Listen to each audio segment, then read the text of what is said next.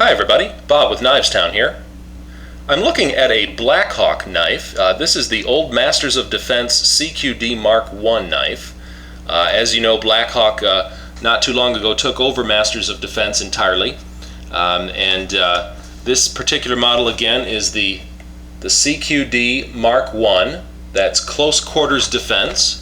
This was a very famous and well-selling knife under the Masters of Defense line, and I've been anxious to see what Blackhawk was going to do with it, and I'm pleased with what they've done with it. Let's take a look at it here. I'll give you a close-up of it. The knife, the technical specs on this knife are a blade 3 3/4 inches. That blade is made of AUS 8A, and as you can see, it does have the black PVD coating. That's a corrosion resistant. It's very similar to DLC coating. PVD being physical vapor deposition. It's a vacuum process where they deposit a thin film of some sort of material on the steel, which in a case like this, the application would be for protection against corrosion as well as wear. It also acts kind of like almost a Teflon, so that as the knife moves and wears, it eases the moving parts and that sort of almost a dry lube.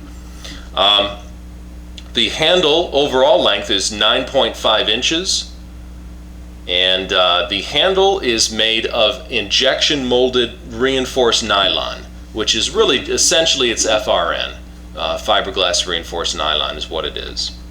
The weight of the knife is 7.5 ounces, so you can see the size of it. I mean, it's a full-size knife for sure, and it's got the weight behind it as well. Let's take a close-up look at that blade.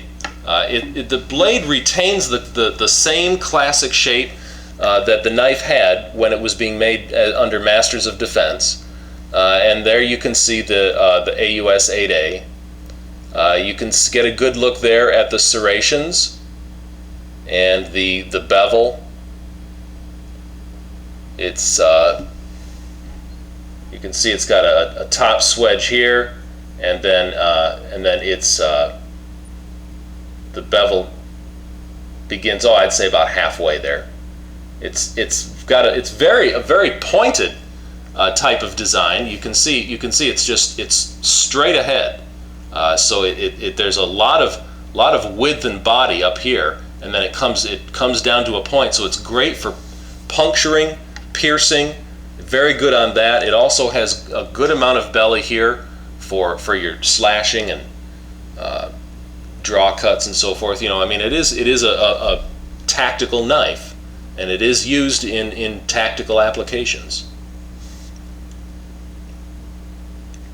The handle here, I'll take a little bit closer look at that. It does. I was pleased to see that the mold of this handle is really exactly identical to the way that this knife was produced under Masters of Defense. The only change here in the handle is that it used to be produced in T6 aluminum, but is now, again, like I mentioned, the FRN type material. It is reinforced with 420J stainless liners in there, so that makes it a very strong bodied knife. And you can see the jimping there on the underside for grip. It's got jimping all around. There on the back, it's got finger grooves there, just like the original had. It's got more jimping on the top, on the blade, top of the blade there. It's meant to hold in any variety of way.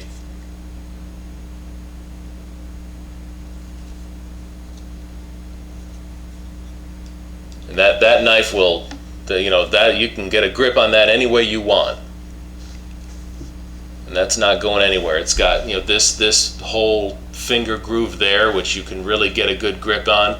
I like the hilt type feature here. These little molded in wing type features here, which makes a small little hilt to keep your hand from moving up onto the blade in a thrusting motion. The handle does contain a seatbelt cutter, and one thing I really like about this is that in integral seatbelt cutters on most knives you just get one blade in there. Not so on this one.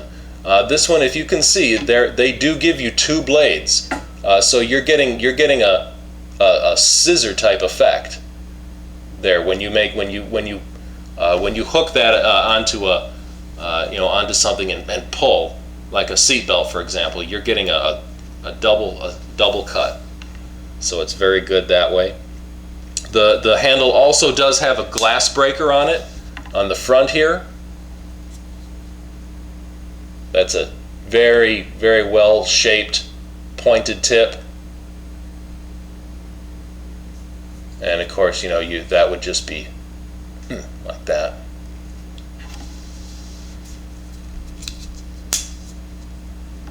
The knife opens smoothly.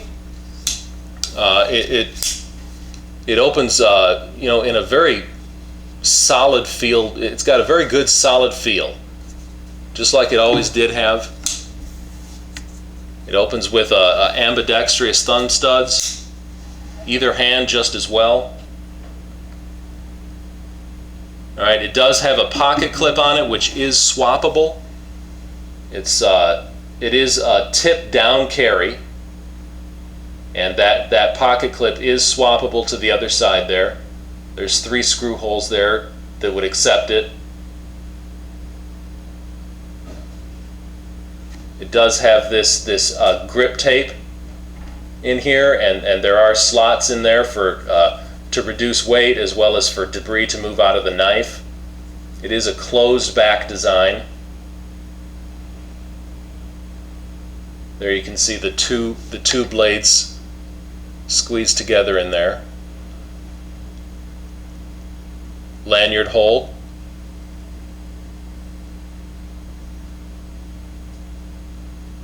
The knife locks up with a button lock, and it makes it look like an automatic, but it's not. It's a manual knife.